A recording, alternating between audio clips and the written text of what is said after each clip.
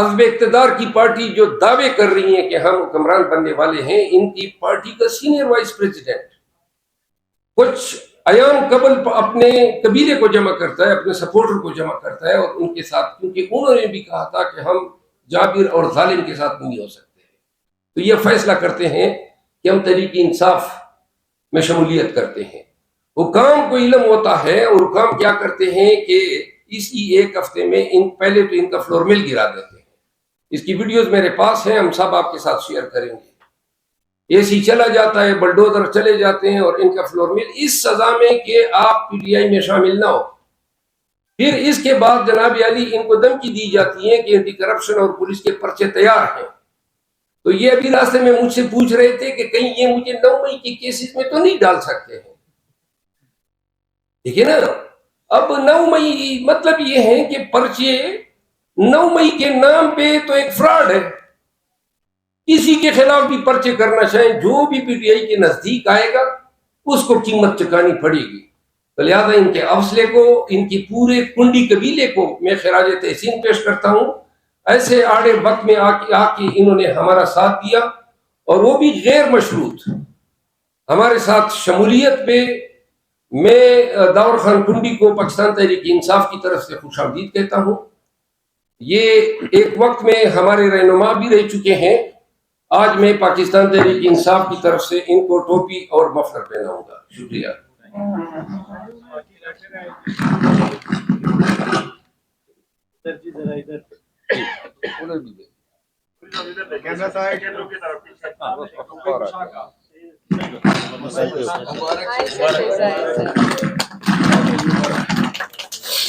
अब दाऊद खान कुंडी साहब अपने ख्यालात का इज़हार करेंगे, इसके बाद सवाल जवाब।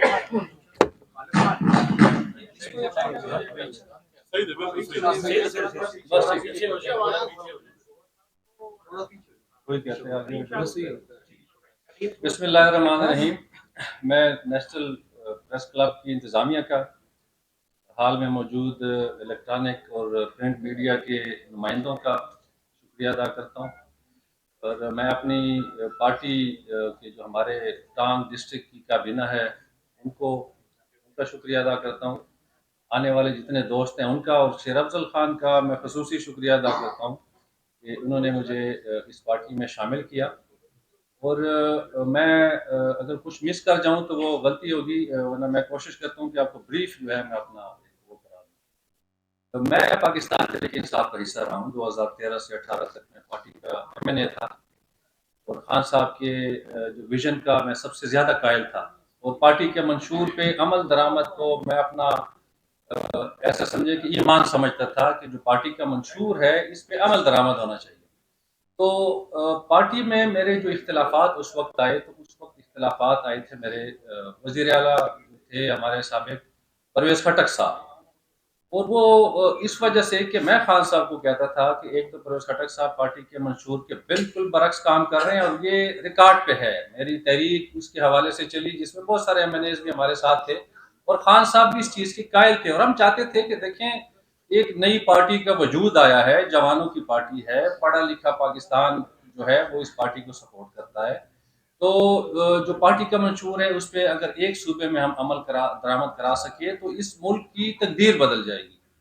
तो परवेज़ खटक साहब को ये चीज़ पसंद नहीं थी क्योंकि वो दर पर्दा मौलाना फजल रहमान को सपोर्ट करते थे, वो नून लीग को सपोर्ट करते थे, वो पीपल्स पार्टी को सपोर्ट करते थे और ये सबूतों के साथ मैंने खान साहब को बताया। हायल रुकावट जो उसमें थी वो उस वक्त के जो मरकजी जनरल सेक्रेटरी थे हमारे जहांगीर तरीन साहब, वो मेरे सख्त मुखालिफ थे क्योंकि वो ये चाहते थे कि पार्टी में एक ऐसी आवाज़ ना उठे कि हम जो करना चाहते हैं, और हम चाहते थे कि नहीं, पार्टी को असूलों के मुताबिक चलाना एन जो है वो हमारा फ़र्ज़ है।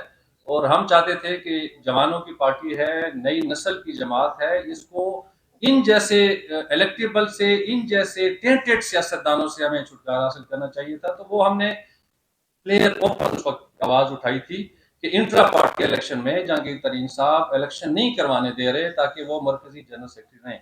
और मैं आज देखता हूँ कि जो मेरे उस वक्त आवाज़ उठाना था वो आज साबित हो चुका है। मैं शुक्रिया अदा करना चाहता हूँ हमारे सूबाई सदर अली अमीन गंडापुर साहब का, जिन्होंने मुझे कायल किया कि परवेज खट्टक और जहांगीर तरीन पार्टी से जा चुके हैं, और जो पार्टी के लोग थे जो मफाद परस्त थे वो जा चुके हैं, तो आप पार्टी में आए। शेर अफजल खान मेरे बुजुर्ग हैं, मेरे बड़े भाई की तरह हैं, तो इन्होंने भी कायल किया, और अली अमीन भी मेरे रिश्तेदार हैं, मेरा भाई है। तो मैं इन दोनों का खसूसी शुक्रिया अदा करना चाहता हूँ कि इन्होंने मेरे लिए तहरीक इंसाफ को में वापस आने का रास्ता आसान किया। और मैं भी यही चाहता था, क्योंकि मैं जिस भी जमात में था जिसको मैं छोड़ के आया हूँ, वहाँ मुझे अनईजी में फील होता था मुझे, क्योंकि वो एक ऐसे मलबूबा बन चुका था मुख्तलिफ सियासी जमातों का, जो अपनी सिलेक्शन के लिए इस वक्त दौड़ में है, वो जमहूरियत के हक में नहीं है। और मैं देखता हूँ, देखिए मेरी 25 साल सियासी तजर्बा है मेरा, और मैंने सारी उम्र जो है सियासी जो अक़दार हैं, जो सियासी रवायात हैं, उसकी पासदारी की, जमहूरियत की मजबूती के लिए काम किया। गलतियां हुई, गलत फैसले हुए, लेकिन इंशाल्लाह मैं दावे के साथ कह सकता हूँ कि मेरी सियासत साफ सुथरी रही है। मैंने कभी मफाद की सियासत नहीं की। आज भी जब आप देखें कि हमें धमकियां हैं, हमें हमारे कारोबार गिराए जा रहे हैं, हालांकि मेरा तो 9 मई के वाकयात के साथ कोई वास्ता ही नहीं है। और मैं समझता हूं कि निगरान हुकूमत को ये देखना चाहिए कि देखें, आपने 9 मई को, जिसकी हम भी मजम्मत करते हैं, जिसकी कोई भी सियासी जमात इस मुल्क की नहीं चाहती कि वो रियासती इदारों के खिलाफ, इस मुल्क की नजरियाती इस जो असास है उसके साथ टकराव करे, और यही मौक़िफ़ जो है पाकिस्तान तहरीक इंसाफ का है यकीनन। तो 9 मई के वाक़ये को आपने मजाक बना दिया है। आप उन लोगों को नहीं गिरफ्तार कर रहे जो 9 मई वाले हैं। आपके साथ जो शामिल हो जाता है इस्तेहकाम पार्टी में, आपके साथ जो शामिल हो जाता है पार्लियामेंटेरियन वाली पार्टी में, तो उसका 9 मई का गुनाह माफ। लेकिन ये इसी चीज को देख के अवाम जो है वो हट चुकी है पीडीएम और निगरान गवर्नमेंट से।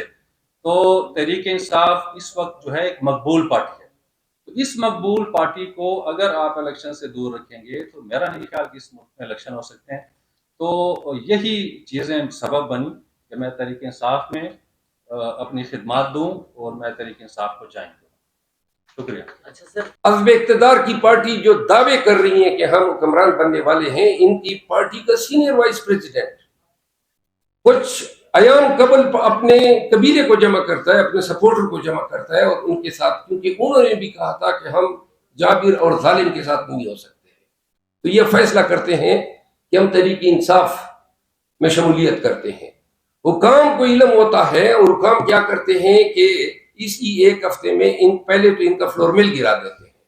इसकी वीडियोस मेरे पास हैं, हम सब आपके साथ शेयर करेंगे।